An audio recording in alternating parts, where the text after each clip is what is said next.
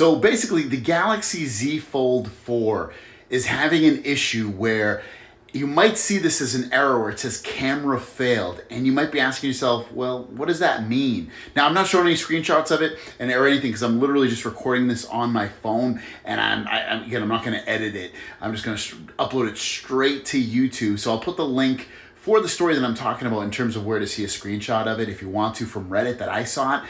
But people that have gotten the newest update for One UI 5 on their Galaxy Z Fold 4 are seeing camera failed when they try to open the camera and the camera just doesn't open.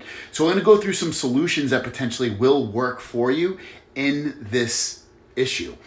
So one of the things you could just do is make sure you close the camera completely. So you could press and hold on the camera, press that little I button, and then towards the bottom, hit force closed. Another one you could do is open up your recent apps and just swipe or close all apps and then open your camera app after that point. A few other things you could do is you could press and hold on the camera, go back into that I, go into, I think it's storage, and then clear data. That potentially might fix your issue. You could completely reset your phone, which I would only use as a last resort to do something like that because I don't think that's, I mean, if you have to do that, then fine. Other than that, I mean, you could also reboot your phone, press and hold the power button until it turns off if it doesn't, or you could, I would go with those routes first. You know, reboot the phone. The first things I would do would be reboot the phone. I would force close the app. I would close the app. Oh, force close is going to close it anyway. And then I would also reset the camera app if none of that worked. And then as a last resort, I would factory reset the phone, but you hopefully shouldn't have to do anything like that. It's just something to do with there's like a bug in One UI 5. I've been kind of talking about it since I got the official version of One UI 5.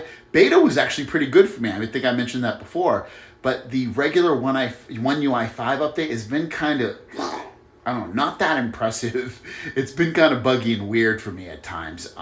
And I know some of you guys are having some similar issues. So hopefully if you're having this issue on your Galaxy Z Fold 4, or really any phone for that matter, for Samsung or really any manufacturer, you can use basically all the same things that I had mentioned before, especially on Android, to suffice as a potential fix. So if you have this issue or have had this issue, let us know what worked for you. It's a crazy story being that the Galaxy S23 Ultra, as you know, is usually the best phone that Samsung puts out for the year, at least spec-wise. It's literally the best of the best of the best. Everything that they offer, you can put that against the folding phones, the flip phones, there are other Galaxy phones that they put out. It's literally the best phone that they put out on a spec-to-spec basis. And they usually upgrade the cameras all the time. And this has to do with the selfie camera. The selfie camera, usually, at least in the past, especially last generation, was 40 megapixels. Now, the higher the megapixels, generally, the more data that's in the photo, the more detail, the more information that you can pull from it,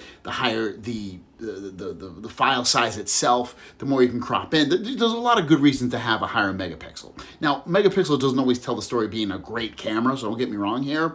But the latest that's coming out is crazy. I'll link the story down below. But basically what's happening is Samsung on their S23 Ultra is going to use the same selfie camera, which is new, and they're going to improve it on the S23 and S23 Plus because those are on a 10 megapixel camera on the selfie. And again, the S22 Ultra was 40 megapixel, but on the S23 Ultra, they're dropping it down to 12 megapixel again, which will be an improvement on the 23 and 23 Plus at 12 megapixel. But on the 23 Ultra, it's literally dropping to 12 megapixel, which is going to be the same camera across the board on the selfie for all three of those phones, but a big drop in megapixels versus last generation's S22 Ultra.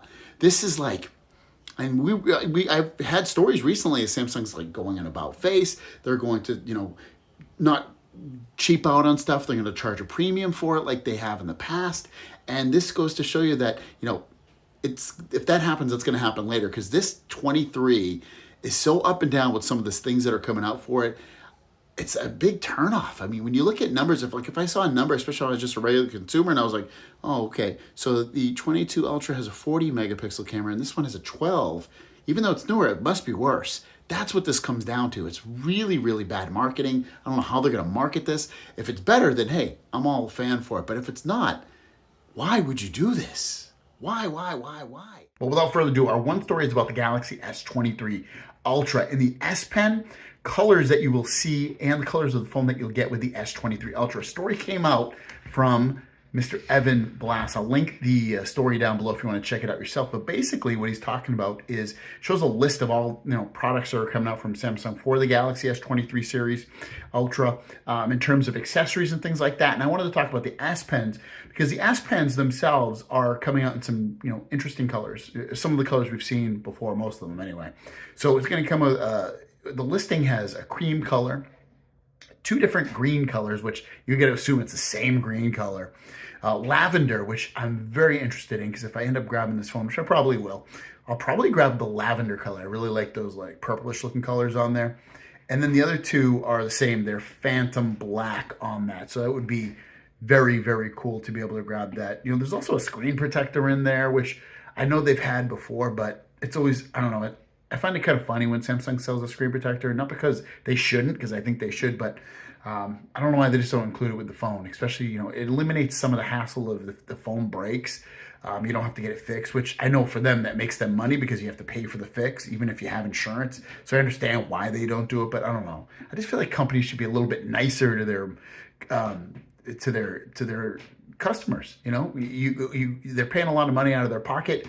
Why not be nice and throw in a little screen protector or even a little flimsy case maybe in there? But yeah, the colors on there, I would definitely choose the lavender. And it is all about, and sorry about these videos, I know they're like not super edited and stuff, but I've said multiple times, I'm on vacation, I'm in Connecticut, enjoying my time out here. If you want to follow along with the journey of me being out here, you can. We are, my social media, Greggles TV at Instagram and Twitter. Well, I haven't put too much from Twitter, so just go on Instagram. I put a lot of stuff on there. But regardless, today's story is all about Samsung Unpacked. Samsung Unpacked is looking like, we've been hearing dates and here and there and all this stuff, and Ice Universe is throwing in his information. He's hearing February 1st on that, and that is a Wednesday. So February 1st is a Wednesday. Looks like that will be the actual launch of the Galaxy S23, 23 Plus, and 23 Ultra, and potentially other things that they come out with, obviously accessories and things for that phone. But I don't think they're going to release anything else that's huge, like a new watch or a tablet or some other kind of device. It doesn't sound like they're going to do anything like that. But to add on to that, since February 1st is a Wednesday, they usually put their phones out on a Friday, and it's usually 2 weeks later. So you're looking at February 17th being the actual release date, which would mean if you pre-order it from them or somebody else, you're most likely going to get your phone on February 13th through the 17th, somewhere in there. Most people probably get it by the 15th. Valentine's Day, what a great Valentine's Day gift if you end up picking that phone up. So that's looking like the information so far with it. As more stuff comes out, I will definitely let you guys know. Further into the stories though, let's get right into the news. And it has to do with benchmarks that are coming out for the Galaxy S23 line of phones, the 23, 23 Plus, and 23 Ultra. As you know, it has the 8 Gen 2, and it has a customized version of the 8 Gen 2, and it has a customized version, meaning that it's actually the clock speeds are actually higher than basically everybody else that has the 8 Gen 2 processor from Snapdragon. And remember also that everybody that gets the Galaxy S23 line of phones is going to get the one with the Snapdragon 8 Gen 2. You're not going to get an Exynos version. It doesn't matter where you live. Everybody's going to get the Snapdragon 8 Gen 2.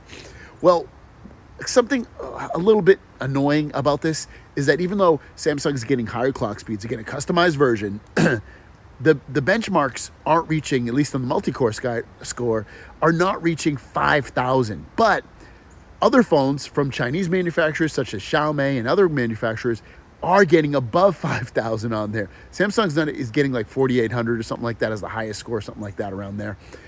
It's just, I mean, again, when you break it down to the grand scheme of things, you're going to notice it. Probably not.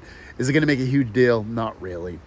But when you expect, it's that expectation. And maybe we shouldn't have expectations with Samsung anymore, because you have expectations where you expect when you're getting something customized, something with higher clock speeds, you expect it to perform better, get higher benchmarks, and perform the best it can versus almost everybody else in the competition, and it just doesn't. It's weird like that. So it's something to keep in mind that when you get this, even though you're gonna be getting a really, really great phone, and it's probably gonna run excellent, that it's not the most powerful, unfortunately, at least in benchmark scores. So, but anyways, I want to talk about the news today. So Do-Hyun Kim, I'm going to put the link of the story down below, talks about Apple's newest foldable phone potentially coming out. He's talking about, I guess he saw a story in Korea coming out about this, and how Apple is coming out with a foldable phone the same size as about an iPad mini, and it's going to have a different orientation in terms of how it folds. It won't be exactly like the Flip. It won't be exactly like the Fold. Now, how would it fold? I mean, it's not going to fold into like a triangle or shooting star or something like that. So I can't imagine how they're going to have it so it ends up folding. I'm baffled, completely baffled. I have heard from maybe more reliable sources than what we're getting here now, in that Apple is going to come out with a foldable tablet first. That would make sense, more so than a foldable phone. But I think if they come out with a foldable phone, that will sell a lot better. But I mean, maybe to get people ready and their audience ready, maybe come out with that foldable tablet first. But it's interesting. I would be very, very interested in an Apple tablet. I would assume they'd have to add some kind of software and a pen support in there. That would mean, and the reason I say the software, make it more computer looking, maybe like a DeX type operating system, so you can do more multitasking on there rather than just having this big giant screen that it folds out into. Samsung has it built into theirs where you can multitask, and Android and phones in general have multitasking features as well. But it brings up a lot of questions. Is it a foldable? Is it a phone? He's saying a phone. I've heard foldable before. I personally hope it's a phone, and I can only imagine how well it's going to sell, and it will really explode the foldable and flip phone market. It's something I've been saying for a while, that foldable and flip phones will be the majority sold phone within 5 years or less at this point. And once Apple does it, everything's going to explode in a good way. We have a story today about the brightness of the Galaxy S23 Ultra and how it's actually, and I have the story linked down below if you want to read it, it's a little tweet, on how it's actually going to be the same brightness as the S22 Ultra in some ways. We've heard that the S23 Ultra is going to be the brightest display of any phone ever, and it still may ring true, but as of right now, it's, again, the same brightness as the S22 Ultra. So what's going to happen is the S23 Ultra is going to be a brightness of 1750 nits. When it gets to 1750 nits, that's indoors. When it gets into a super sunny, bright environment, it's actually going to get brighter. We don't know how bright it's going to be, but it will be brighter. So you might see some stories pop out on the internet saying, oh, the S23 Ultra is the same brightness as the S22 Ultra. Kind of true, kind of not true. Ultimately, it will be brighter once it hits the sun, but the initial brightness day-to-day usage will be the same. It's only going to change a lot when it gets into an extra bright environment. So keep that in mind. Merry Christmas, by the way. Hope you're having a great Christmas if you're celebrating today. Let me know the best gift you got, if you got a gift or if you gave a gift. Have a great day. We'll see you down the road. Peace.